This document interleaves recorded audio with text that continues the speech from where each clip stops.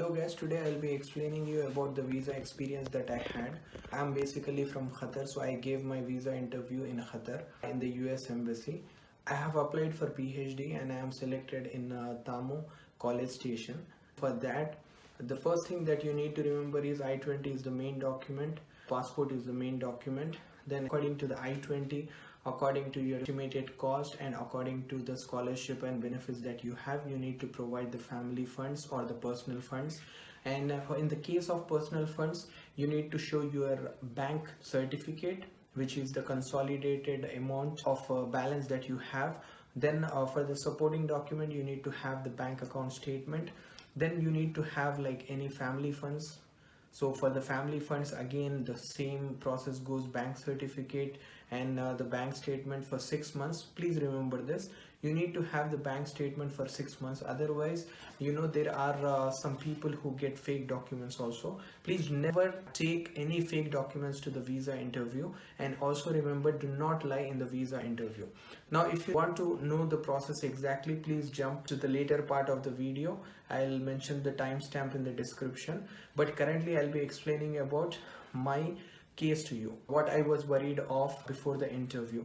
So basically I have applied to the visa interview 5 years ago. It was for a visit visa, but my visa was denied because I did not have enough grounds to return back to India if I had visited the United States.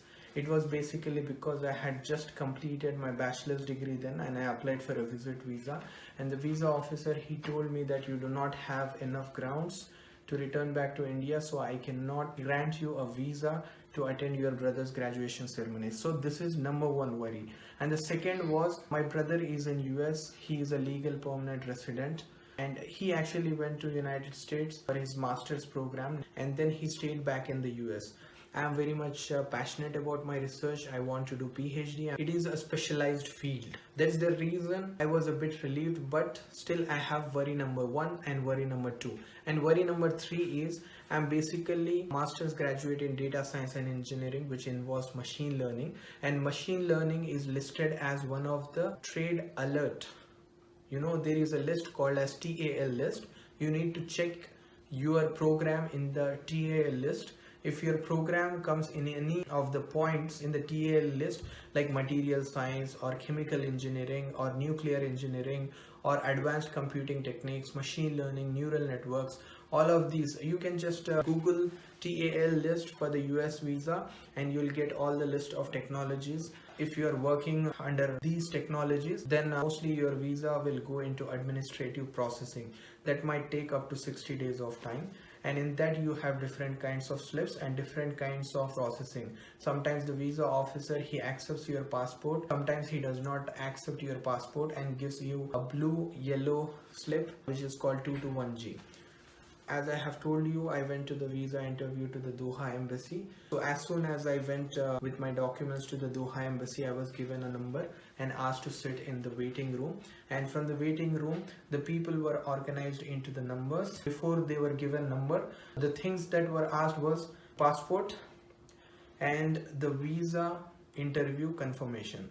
Visa interview confirmation should have the barcode. When you print, make sure that the barcode is clearly visible. Once these two documents are given, they scan these documents and they give you a number, and then you sit in the waiting room, and according to the token number you are organized into a line. Then you go into the next step where they do the full body checkup.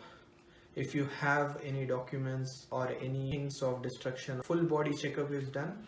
Then from there you go into another location. Now for the Qatar's US embassy, actual entrance into the embassy takes place in the third stage.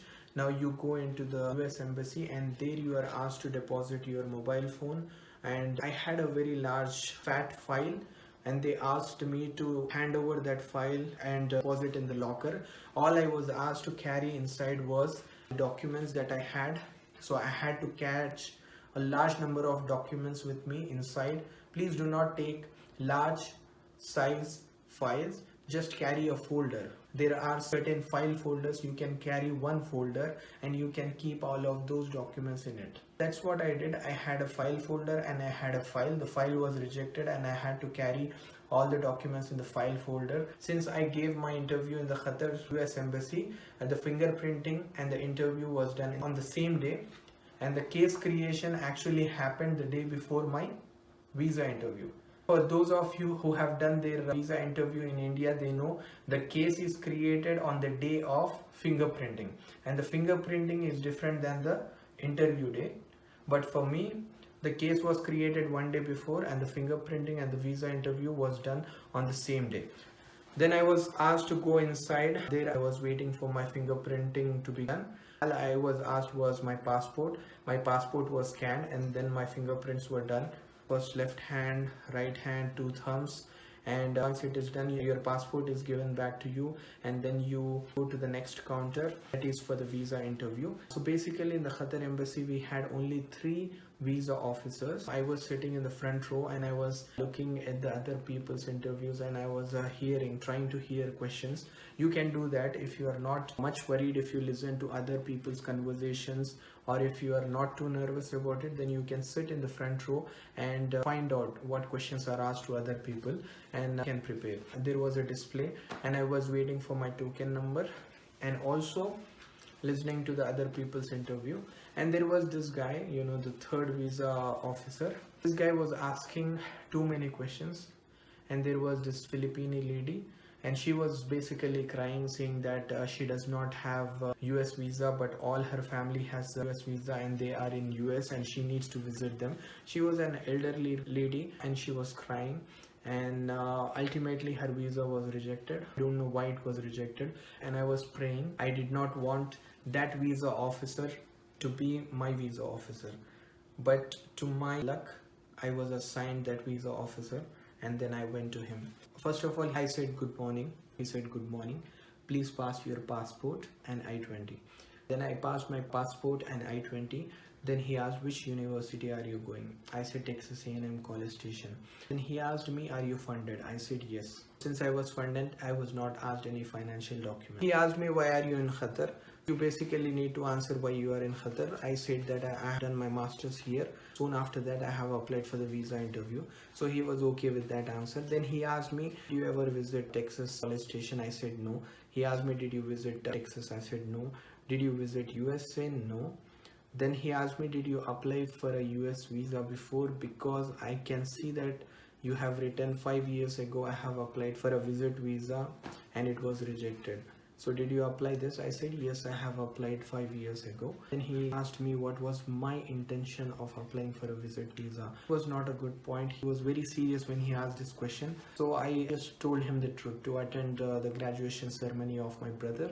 I'm not sure whether he was satisfied with the answer or not. Then he asked me, your brother did his masters there? Then I told yes, he did his masters. Then he asked me, what are you doing now? Then I said, I have already started working remotely with Texas A&M. He said, are they calling you to the college station? I said yes. I'm not sure whether he was satisfied. I was very much nervous at the moment.